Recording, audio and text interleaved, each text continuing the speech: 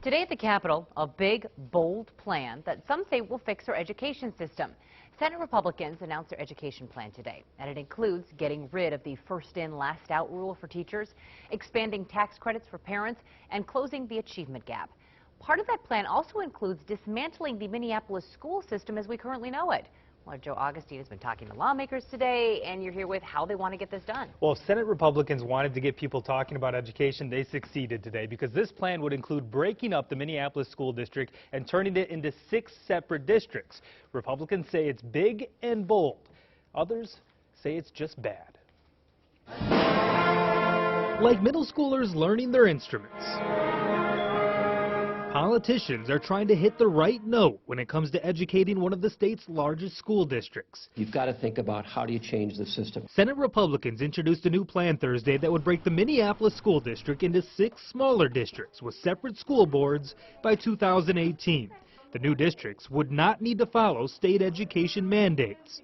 We've got a very, very challenged graduation rate in Minneapolis schools. We've got a very high achievement gap. These things have been persistent. To say that we should do nothing but continue to spend more money, to me, seems like a recognition that we don't want to do anything about it. I disagree. Jenny Arneson is the chair of the Minneapolis Board of Education.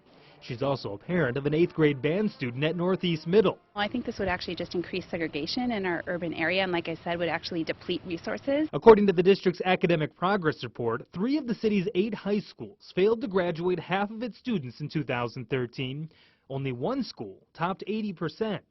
That's the million-dollar question, is how to fix it. If it works, then okay. If not, then I don't see why they should bother. Parents aren't sure who knows the right answer. So I don't know if Republicans are right or the Democrats. Who can hit the right note in Minneapolis. We also asked what DFL leaders thought about the Republican plan. Here's what the chair of the Senate Education Committee said today. I would say that's political snake oil. You do that and it's going to be more costly.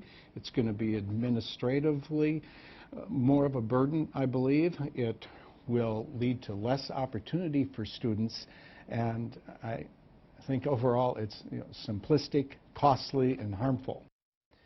The senator did say that everything on the table will be discussed. A final decision on education reform will likely be made in May.